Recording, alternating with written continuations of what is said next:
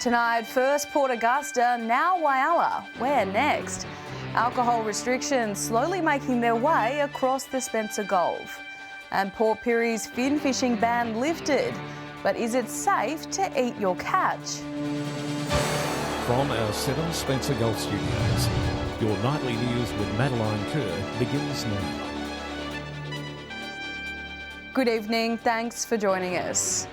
Rules around the sale of takeaway liquor in Port Augusta have now been expanded to include Whyalla.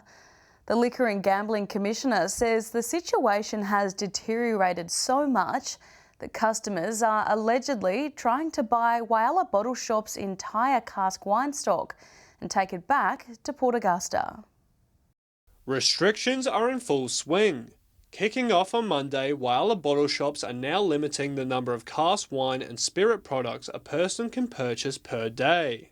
The Liquor and Gambling Commissioner says the move is a direct response to stop people using the Lincoln Highway to bypass their alcohol restrictions. People are travelling from Port Augusta to Whyalla, but also buying large quantities. So we're seeing, transactions of 5 and 10 casks at a time, or buying significant volumes of alcohol.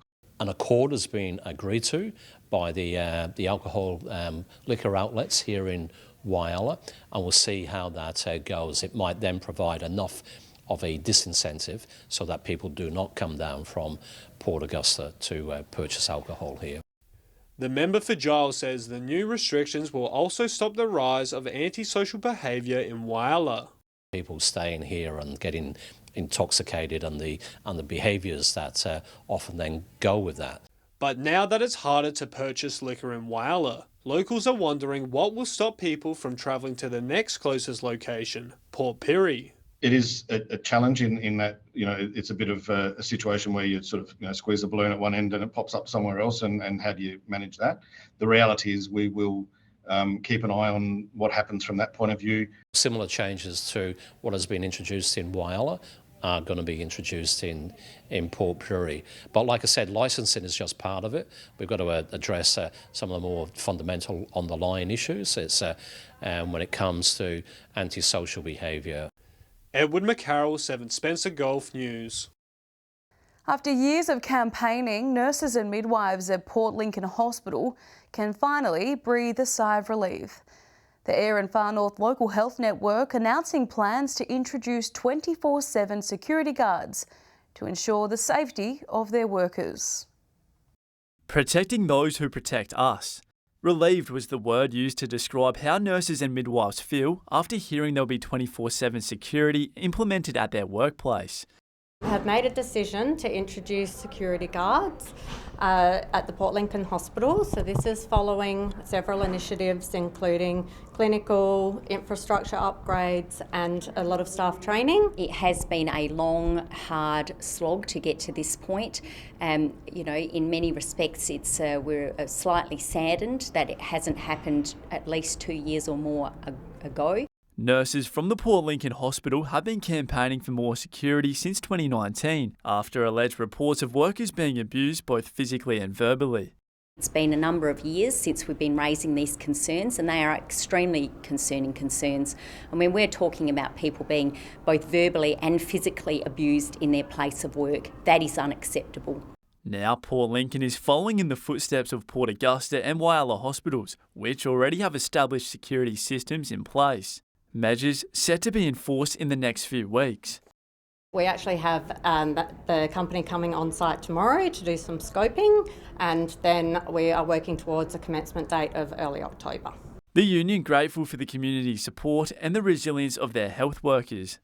The nurses and midwives have stood up to this. They have said enough is enough, and they have campaigned long and hard to achieve this outcome. The wellbeing of staff is our absolute top priority, and this will go a long way to helping them to feel safer. Henry Millick, 7 Spencer Gulf News. The fin fishing ban in Port Pirie was originally set to be in place for 12 months back in 2020, but many restrictions still exist to this day, leaving fishers frustrated. But now there's some positive news for local anglers. Fin fish is back on the menu. Fishing in Port Pirie and surrounds has been minimal over the past 2 years, since heavy metal pollution was detected in the waterways. 2 years ago, when we had our first initial ban put into place, everybody was up in arms and just couldn't fully understand where we were going and why. From Friday, the ban on catching and consuming finfish from Zone 1 will be lifted. The decision comes after significant sampling and assessments undertaken by SA Health. We would have liked far more consultation than we've got from Health, but it is what it is, and I think the result is a good one, and we'll be happy to move along with it. While some of the temporary bans will expire, others will remain in place, including a blanket ban on consuming crabs and mussels caught in Zone 1, as testing confirms the presence of toxic heavy metals. Lead and cadmium levels decline, then, the minister or the government's got the ability to change those regulations. Executive Director of Fisheries and Aquaculture, Gavin Begg, says the uplifting of these restrictions is a complex issue, as the sedimentation has built up over a long period of time, and these metals don't break down easily. Department of Primary Industries and Regions says the public health advice only applies to recreational fishing and not commercial fishing outside of the designated zones. Annabelle Francis, 7 Spencer Gulf News. The Silver City show returns this Thursday after 2 years in the COVID wilderness. There'll be something to satisfy the young and the young at heart, from rides to show bags and even arts and crafts. It looks like this now, but come Thursday, it will look like this. The Silver City show is back, and organisers are ecstatic about it. It's unreal that after 2 years of being locked down, to come back, it's wonderful. It really is. And I'm sure Broken Hill's just as excited as we are. There were concerns for the show's future after the past 2 years, but Broken Hill City Council stepped up and helped out, making sure the show went on. Councillor Page, Councillor Gallagher, Tom Kennedy, our mayor, they've been absolutely wonderful to us. They've helped us out with a couple of grants. They're giving us another one next year. All the old favourites will be there, like the Cha-Cha, Midnight Madness and the Tilt, plus a few miscellaneous rides. I don't know what they are, so people are going to kill me. I've had so many questions, what rides have we got and what's coming, and I said, look, I don't know, because we're not told what rides are coming, because they come up with the Showman's Guild. One attraction noticeably absent this year is the Snake Man. The Snake Man's retired, which is a shame, so we've got to chase up somebody else for next year. So hopefully everything will work out, but we're pretty happy with the way things are going so far. The show runs for 3 days, concluding with a fireworks display on Saturday night. Joshua Mercer, 7 Spencer Gulf News. Still to come tonight, the ambitious project seeing threatened species bounce back in the far west. And the semi-retired business professionals host an annual fun day in Port Augusta.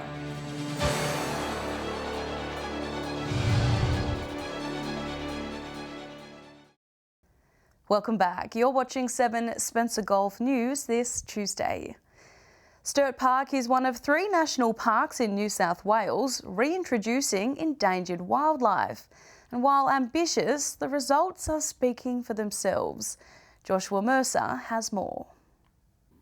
The 10 species that have been reintroduced into these national parks are now thriving since becoming feral-free. Minister for the Environment, James Griffin, says that within 3 years of the numbats and bilbies being returned to their natural habitat, the state is already turning back the tide on extinctions. Feral animals such as cats and foxes have been a huge threat to the native animals. Feral cats alone are responsible for killing an estimated 1.5 billion native species across Australia every year. The goal of this project is to return the bush back to how it was before feral animals were introduced. To help threatened species thrive into the future, the New South Wales Government is establishing 7 feral-free zones in the state. 3 have already been authorised: Sturt National Park, Mallee Cliffs National Park and Pilliga Conservation Site. Once complete, 65,000 hectares of national parks will be free from feral predators, providing a significant conservation benefit for more than 50 species. Regular monitoring across those sites has found that once the animals have been reintroduced into their habitat, not only do they flourish, they have been successful with breeding as well. The program aiming to secure some of our country's most endangered species. Joshua Mercer reporting there. The Probus Club's Spencer Golf Division have held their annual rally, this time in Port Augusta for retirees. The day-long event saw a variety of speeches, presentations, music and entertainment. The spring weather shone over Port Augusta West as the 2022 Probus Club Rally got underway. The club for semi-retirees and full retirees coming together from across the region. Probus members hailing from Quorn, Cleve, Whyalla, Port Lincoln and of course Port Augusta. Today's retirees have worked hard in this technology-focused, fast-paced world. They are ready to slow down, explore and connect. Your Probus provides retirees with the opportunity to connect socially, which is still important in today's world. The audience treated to jokes, environmental presentations, belly dancing and a blast from the past, vintage cars. Yeah, we all dream of owning an older car, vintage car like that, don't we? But it's very grateful of the Port Augusta Vehicle Restorers Club to come and give their time to something like this. We're very grateful. Organisers say that over 100 delegates have attended the day-long rally and they're delighted with the turnout. COVID happening last year and the year before, we missed out on one rally. We had last year's at Kimber, but with the restrictions being eased, this was the time to do it and for people to get out and about like we used to do before COVID. Daniel Pizarro, 7 Spencer Golf News. Stay with us after the break. Fun and games in Port Augusta for the Inclusive Sports Day. And a down-to-the-wire decision sees a Rupina player named Best and Fairest of the season.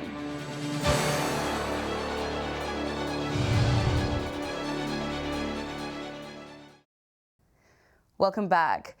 Port Augusta locals took part in an inclusive sport day earlier this month. The participants played a variety of sports throughout the day, proving that anyone can participate and have fun. Central Oval was host to a very special sports carnival for an Activate Inclusive Sports Day. Many school kids and older people with disabilities were invited to get involved in sports they previously may not have been able to play before. For us, we would love to get kids involved in sport. I mean, for them, they might not realise until they get out there and give it a go how much fun they're having. So for us, yeah, we try to reach out, but it's really just encouraging kids to get out into the community and get involved in local community sport. It means that able-bodied and people with a disability are able to play sports together. So just making sure that the sports incorporates different needs and tailored to everyone. Sports like indoor soccer, basketball, cycling and pickleball, a variation of tennis, saw everyone get involved. All these young kids and older kids, they all can come here and have a lot of fun and, I don't know, they might actually be good at what they're doing and they might lead to something. Maybe the next sporting star is in our midst. Daniel Pizarro, 7 Spencer Golf News. Last night, players gathered for Whyalla Football's Night of Nights. Rupina hosting all of the league's clubs to celebrate this year's competition and to award the highly regarded Jim Hewitson Medal. Excitement was in the air last night, with Whyalla Football League hosting their annual medal count. After an extremely strong season of play, most teams had a player they thought was a shoo-in for the A-grade Jim Hewitson Medal. We got Stephen Jackson, who won the medal last year, so fingers crossed he polls well. Very close, and I think the medal count tonight will go down to the wire too, I think. Probably Marco Tansel's probably looking all right. Talent managers from the SANFL travelling up from Adelaide to listen in on the rising stars Whyalla has on offer. Yeah, we run carnivals, everything during the year, but it's important to be at sort of functions like this to sort of promote and to be here to see what talent wins the awards. As the rounds ticked away, 4 names emerged: Miles McNamara, Marco Tansel, Stephen Jackson and Clayton Mezke. The 4 entering into a tight contest with only a few points separating them at any given time. But in the end, there could only be one. 3-vote Roos, Clayton Mezke. It's a bit of a shock, to be honest. I thought there's been some bloody good footballers this year, so very humbled, very grateful to accept the award tonight. After debuting for Rapina this year, Clayton says he's ecstatic to bring the medal home to a club that has welcomed him so warmly. Really enjoyed this year. Rapina's welcomed me from day dot, and the lads are it's a great bunch, and we've taken lots of steps forward this year. Clayton says the team is already thinking about how to make finals next year, but last night was all about celebrating his big win. I've got work pretty early tomorrow, but I'm already ticking along quite nicely, so I think there'll be a few more frothies to be had.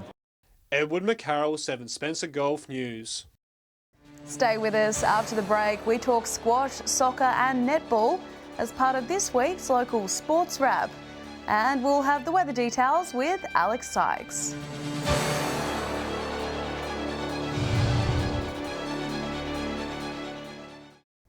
Welcome back. Winter sport is approaching its final stages across the Spencer Gulf as teams battle it out in grand final matches. This time of the year, always drawing out the best of the best, with very little separating teams in the big dance.